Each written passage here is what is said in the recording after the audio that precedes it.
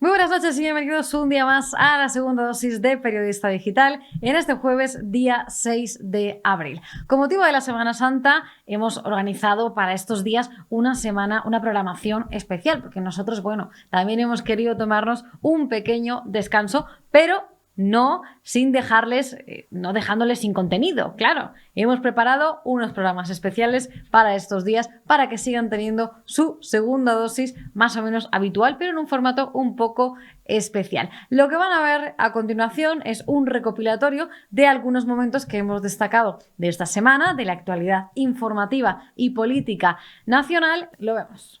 Como todos nos hartamos de oír en casa, cuando éramos pequeños, lo de comer con la boca abierta es de una vulgaridad imperdonable. Ignoro con detalle las normas de conducta por las que deben regirse los diputados, aunque sé que está proscrito asistir a las sesiones en pantalón corto o con camiseta sin mangas. E imagino que el reglamento prohíbe ingerir alimentos en los escaños. Digo esto porque durante la reciente moción de censura a Sánchez, su ministro Alberto Garzón se presentó en el Banco Azul con una bolsa de nueces y mientras Yolanda Díaz soltaba su insufrible perorata, la puso a disposición de su vecina de asiento, que no es otra que Irene Montero. Y ahí tuvimos, en directo y por televisión, a la cónyuge de Pablo Iglesias masticando frutos secos con la boca abierta durante todo lo que duró la plasta de la teñida presidenta segunda del gobierno. Todo unas horas después de que Santiago Abascal afirmara en ese mismo sitio que no estaría de más que para salvaguardar el decoro de la Cámara, los parlamentarios asistieran vestidos correctamente como se exige a ujieres, estenógrafas, secretarias y bedeles. Comentario que provocó de inmediato que salieran en tropel los desaliñados diciendo que en el Congreso han entrado sujetos con corbata que eran unos golfos y tipos con jersey muy decentes. Lo que siendo verdad es irrelevante porque hablamos de formas y la buena educación y el respeto son esenciales en la vida. Como subrayó Abascal, no se trata de que los diputados greñudos vayan a alquilar un smoking como los que se agencian para los premios Goya o un traje de marca como los que lucen en las comilonas del Ramsés.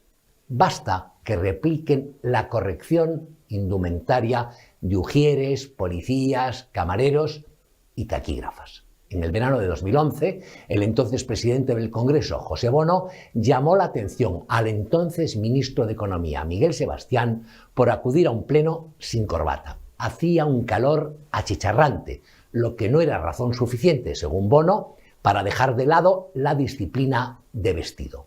Ha llovido mucho desde entonces, dentro y fuera del Congreso de los Diputados. Seguro que ya se han dado cuenta de que ahora en España te tutea todo el mundo, no solo en la escuela, el colegio o la universidad, donde el profesorado ha dejado de estar constituido por doña Pilar, don Carlos o la señorita Gómez para convertirse en oye tú o algo parecido.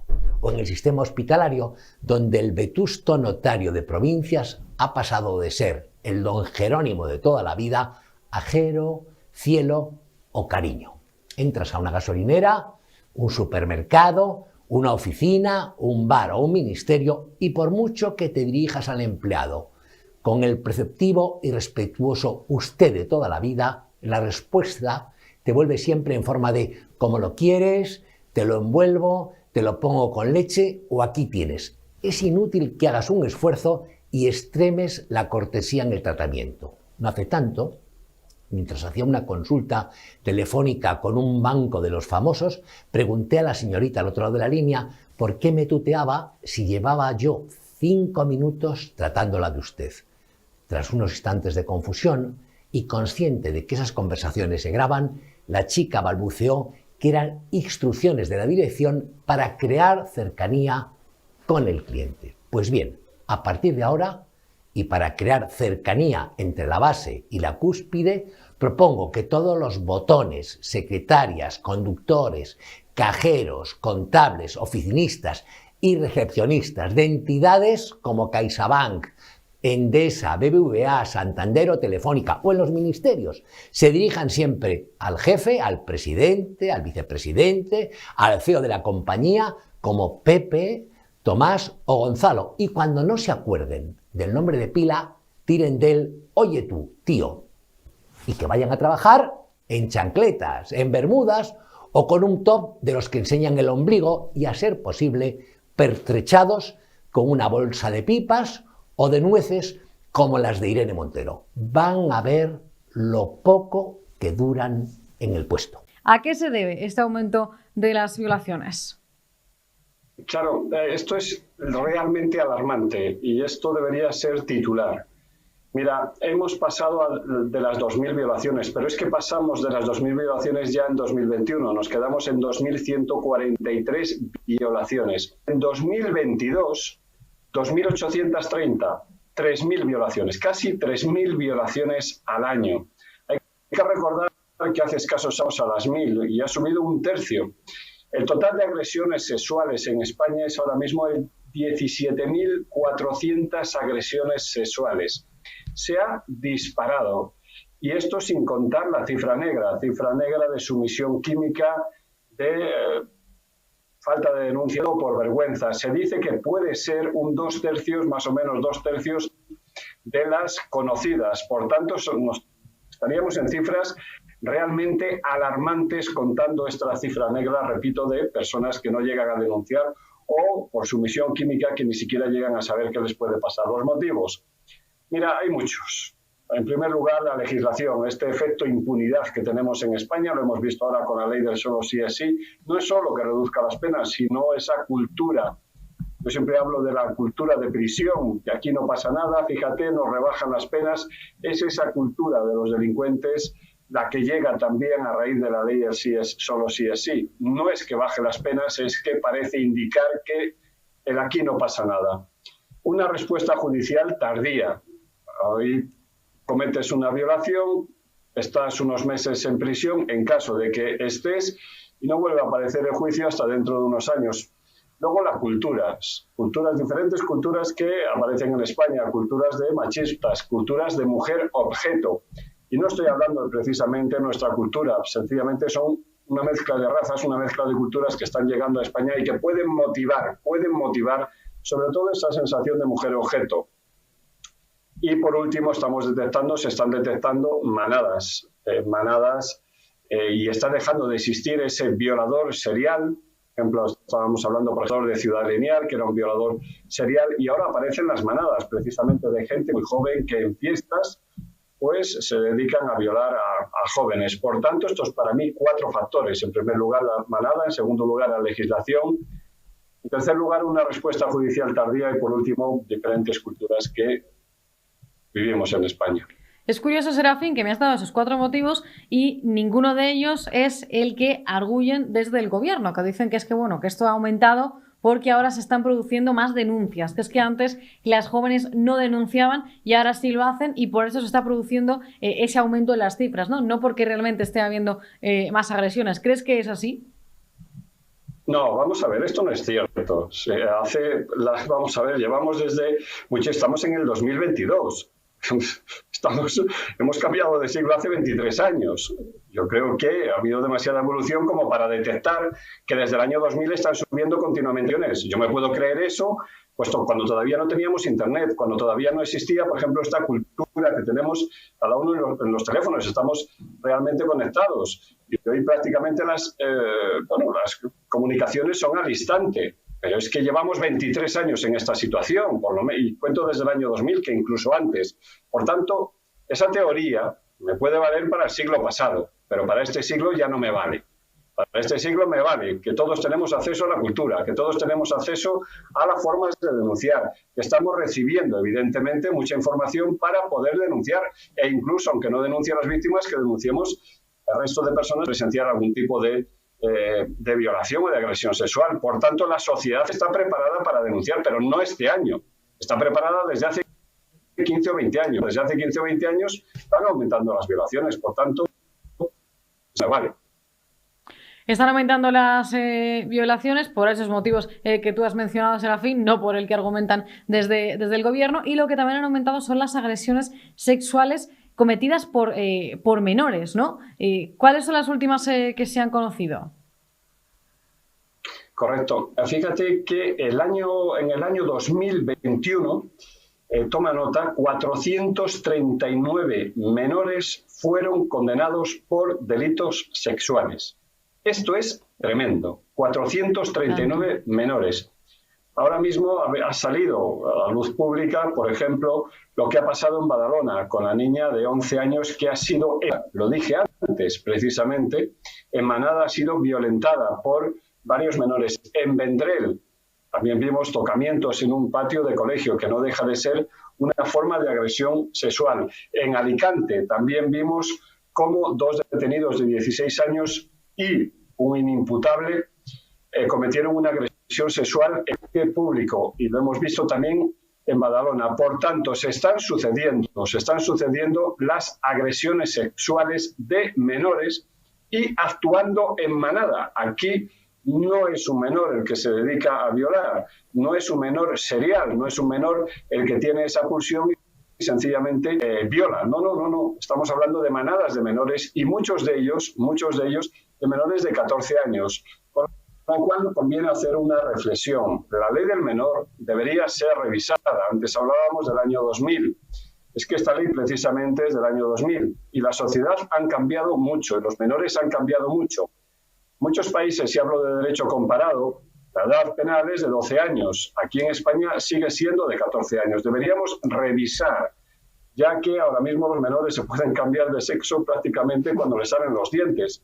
Lo que no entiendo es por qué tenemos que esperar a esa responsabilidad penal de los 14 años cuando cometen delitos tan atroces como una violación. Por tanto, una revisión de la edad penal, y desde luego vuelvo a repetir esa cultura del machismo y esa cultura de la mujer objeto que se está viendo también en determinados menores. ¿Dirías que ese aumento de estas manadas de menores que cometen agresiones sexuales puede estar relacionado con un aumento de la inmigración en España? Mira, es que el problema está que para afirmar eso deberíamos tener datos. Y es que el problema es que no tenemos esos datos.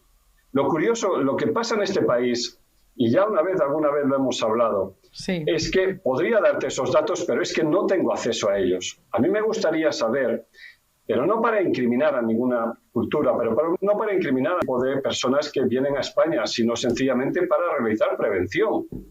A mí me resulta curioso que no existan ese tipo de datos. Debería tener todos esos datos y además de forma fiable, saber las personas que cometen delitos, que sean españoles, saber las personas que cometen delitos, que sean nacionalizados españoles y saber las personas que cometen delitos, porque así podré realizar la prevención. Tengo que saber qué delitos cometen y cómo cometen esos delitos. Por tanto, necesitaría esos datos, pero es que el problema es que no nos quieren dar esos datos, ni tenemos tampoco esos datos, no sé por qué, y no se trata de criminalizar a nadie.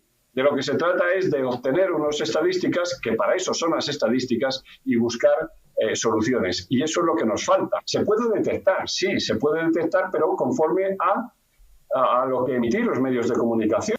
Puedes hacer tú la estadística, pero desde luego esa estadística no es fiable, porque solo los conocen los más. A mí me gustaría realmente tener todos y también tener los porcentajes. Es decir, si hay 10 millones de personas de una determinada cultura y 1 millón de personas de una determinada cultura, si el millón de personas comete un 20% de los delitos. Por tanto, hay que establecer los porcentajes como debe ser, no con términos absolutos, sino con términos de las personas que habitan en este puesto. No se hace o no se quiere hacer y realmente podría solucionar mucho el problema de la criminalidad, sobre todo para realizar políticas preventivas. Y te pongo un ejemplo.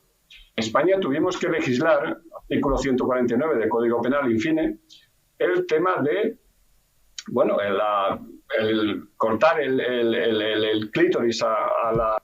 Sí, la ablación femenina. Sí. La ablación, perdón, no me salía la palabra. Y eso no es de nuestra cultura. No es de nuestra cultura. Por tanto, esa ablación ablación, esa tipificación de la ablación se ha puesto para personas que llegaban a España con otra cultura. ¿Y qué se está haciendo con eso? Salvaguardar a las niñas que procedían de madres de otra cultura. Es así de sencillo. Yo necesito tener datos para poner soluciones. Y gracias a sancionar, por ejemplo, la ablación del clítoris, se pudo, hablo de 2 o 3 semanas, impedir que una de Sierra Leona emigrara precisamente a Sierra Leona cuando intentó en España realizar ese tipo de delito. Y fue parada en frontera. Para poder legislar, para saber legislar, tengo que tener estadística y tengo que tener datos de lo que está pasando en España. Por eso tenemos que tener estadísticas y debemos tener estadísticas fiables. Yo te voy a ir diciendo frases de una persona o de un cargo que has escrito tú. Madre mía. Y tú ya ahí dices lo que quieras y tu opinión sobre ellos. Empezamos por Irene Montero. Bueno, pues de todo. Y si Pablito no quería ni tocarte cuando tenías la regla, se lo lloras a una amiga, que tus traumas nos salen carísimos a los españoles. Pues ahí está. A ver, pues eso lo escribí hablando del anuncio este tan polémico que ha hecho el Ministerio de Igualdad, que a mí me parece totalmente lamentable. Es que incluso yo lo hablo con mi madre, que tiene casi 90 años, y mi madre lo ve y se indigna y dice, pero bueno, ¿qué van a venir estas ahora a enseñarnos a qué? ¿A qué? ¿Qué me van a enseñar a mí? El placer de la mujer a los 60. Pero si te digo yo lo que yo hacía con tu padre con 80 años, se les cae. Y claro, al final es un poco decir, bueno, a mí me da la sensación de que estas mujeres lo que pasa es que son unas frustradas de la vida o pretenden que lo seamos todas, y no es la realidad. Si tú tienes problemas o los has tenido con tu pareja o con tus exparejas, si no has tenido unas relaciones sexuales sanas, si tú lo haces con la luz apagada o no te atreves a hacerlo con la regla o no sé qué, es tu problema. Te vas a un sexólogo, lo hablas y lo solucionas, pero que tengamos que gastar millones en hacer anuncios sobre que si lo hago con la luz apagada, que si estoy gorda me miro al espejo, no me miro, que si... creo que hay cosas más importantes en este momento que hablar de esas tontadas, sinceramente. Bueno, no salimos de Irene Montero en parte, pero sí vamos a hablar ahora de Pablo Iglesias. Si yo me puedo hacer una idea de lo poco placentero que tiene que ser acostarse con un tío que solo piensa en sí mismo, al que las mujeres le importan menos que su propia... Bueno, pues es que no hay nada más que añadir. O sea, es un señor que se supone que dejaba la política y que se iba y que no quería saber nada y a día de hoy parece que está dictando lo que tiene que hacer Podemos con quien tiene que pactar. Señor, ¿usted se ha ido o no se ha ido? ¿No iba a montar una radio, una televisión, un no sé qué? Pues ocúpese de lo que se quiera ocupar y ya está, ¿no? Y al final pues es un poco ridículo. Todos vimos pues cuando sacó a la que era su pareja, la mandó allá al gallinero y puso ahí a Irene Montero y era como de vergüenza, ¿no? Decir, pero bueno, esto es... Este señor es muy feminista, ¿no? O sea, a mí, o que te manden callar delante de tanta gente, todos lo hemos visto, como mandaba a callar a Irene Montero. O sea, a mí, una pareja, vamos, mi novio es que me manda a callar y no sé, arde Roma, ¿sabes? Es que no me cabe en la cabeza. Entonces, es curioso que se abanderen de que sí feministas, que sí tal, y luego son los primeros que no dan lecciones de eso. Seguimos. Pam. Bueno. Otro día le explico la diferencia entre mínimo y máximo, pero con mandarinas, que esta mujer necesita a alguien de la escuela de Barrio Sésamo. Es que yo de verdad llega un momento que ya no sé si estas mujeres son ingenuas, son tontas o se lo hacen porque han montado un negocio en torno a todo esto y claro, pues lo tienen que mantener. Pero es que esta mujer cada vez que abre la boca es para decir, ¿pero qué te pasa, alma de cántaro? Pero vamos a ver, ¿te has leído tu propia ley? Es que parece que no se ha leído ni las leyes que ellos proponen, diciendo tonterías. A mí no me llames gorda que me ofendo, pero luego salgo riéndome en un vídeo donde están diciendo que ojalá no hubiera nacido. Tal. Son cosas que dices, coherencia, un poquito de coherencia. Yo solo pido eso, ser un poquito coherente y todo irá mucho mejor. Lo que no puedes decir hoy es blanco, luego hacer negro Esto viene pues a colación de esta ley trans, que ha habido una avalancha de gente que ha ido a cambiar su género al registro. Curiosamente, todos son hombres que se sienten mujeres. Mujeres que se sientan hombres, creo que habrá uno o dos, pero... Y lo que no iba a pasar, ¿no? Lo que no iba a pasar, que llegan a una posición y lo que parece un tío, y viste como un tío y va como un tío, te dice, no, yo tengo un papel que dice que soy mujer, y yo en vez de los 5 kilos voy a coger el balón medicinal de los 3, que es que me va mejor. Y claro, pues ahí ya salta todo, pero ¿qué pasa? Y salió la pobre diciendo que no, si es que en realidad con la nueva ley hasta que no pasan 3 meses no se ratifica tal cual, ni su propia ley se ha leído. O sea, la ley pone 3 meses como máximo, lo que significa que tú lo presentas y te pueden ratificar incluso el mismo día o al día siguiente. Pero bueno, pues todo así, ¿no? Todo así. Y dices, bueno, pues mañana hablamos de mínimo, máximo, para que veas un poquito la diferencia, sobre todo si te vas a dedicar a redactar leyes, es importante que algunos términos pues los tengas claros. Pero bueno, es que sobre esta mujer es que no puedo decir nada. Bueno, yo lo siento mucho, ya me gustaría, pero no... Vamos a juntar a las dos en el Ministerio de Igualdad. La una filósofa y la otra psicóloga, proclamando ambas que los penes son fachas, pero a ninguna de las dos se les ocurre acudir a un sexólogo. Pues un poco lo que te decía antes. Yo es que tengo la sensación de que se ha montado aquí un ministerio que lo llaman Ministerio de Igualdad. Han metido unas señoritas que han estudiado una carrera que, bueno, que está muy bien, pero que no tiene tampoco ningún mérito de día. Estudiar una carrera lo puede hacer cualquiera. No tienen ninguna experiencia de nada en la vida más que haberse pues afiliado a un partido y haberse... se pilla a uno, a otro, tal, bueno, yo qué sé, lo que haga cada uno. Pero dices, ¿cuál es tu trayectoria laboral? O, no sé, ¿has trabajado en alguna empresa? ¿Has dirigido algún departamento? No, yo me afilié a un partido y aquí estamos. Y bueno, y una vez trabajé de cajera 3 meses en un supermercado. Estupendo. Y te ponen de ministra. Pues yo, perdóname, pero... yo echo de menos pues la época en la que en este país teníamos políticos preparados que no solamente habían estudiado una carrera, sino que habían estudiado a lo mejor más. Y ahora hace falta Barrio Sésamo, ¿no? Como escribes en tus artículos. Claro, y dices, bueno, es que aquí no tenemos ni unos mínimos. Entonces, bueno, pues al final yo creo que han montado un negocio. Lo llaman feminismo, no creo que sepan muy bien lo que es el feminismo, porque no tienen nada que ver lo que están haciendo con el feminismo. Para mí, feminismo es otra cosa.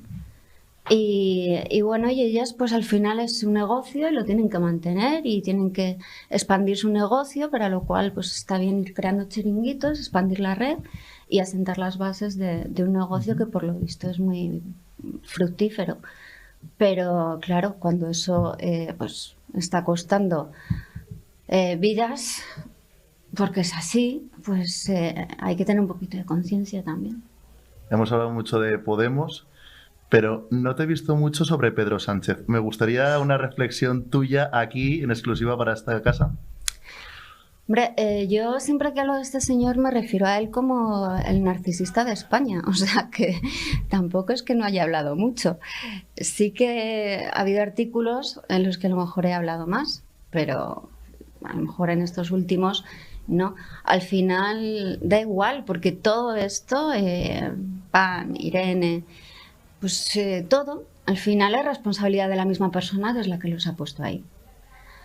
Y bueno, pues yo insisto lo mismo, pues si te puedes creer muy guapo y muy listo, pero si necesitas, creo que eran 871 asesores, si necesitas 871 asesores para dirigir el país, pues no sé, a lo mejor podríamos buscar un presidente que necesite menos asesoramiento y que haga las cosas un poquito mejor.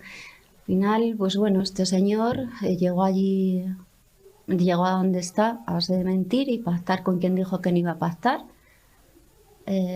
Y yo es que no entiendo cómo la gente sigue votando a quien te ha engañado. O sea, es algo que a mí no me cabe en la cabeza. No voy a pactar, si quieres se lo digo 50 veces. Bueno, si da igual, si aunque lo digas una, da igual. O sea, ya has demostrado que tu palabra no vale nada, que lo único que te interesa es el sillón, que acomodas la ley, la Constitución y pegas todos los golpes y los decretazos que te vengan bien con tal de que tú y tus amigos, pues no, tengáis que pagar la factura de todo lo que os estéis llevando y todo lo que estáis haciendo. Y todos aquí pues viéndolas venir. Pues nada, yo es que no puedo entender lo que está pasando, sinceramente no lo entiendo. O sea, llega una moción de censura y todos, o casi todos los partidos se ponen a desbarrar contra Sánchez, pero ninguno dice que sí a la moción de censura. Entonces es como, ¿por qué? Porque lo proponemos, pero ¿y qué más da? Si lo que queremos es echar a este señor, ¿o qué queremos? Entonces es que llega un momento que no entiendo nada de la política actual, sinceramente. Me lo tengo que tomar a risa. Ni tú ni el 90%. Bueno, sí. Rosa Martínez, muchísimas gracias por estar aquí con nosotros. Nada, a ti.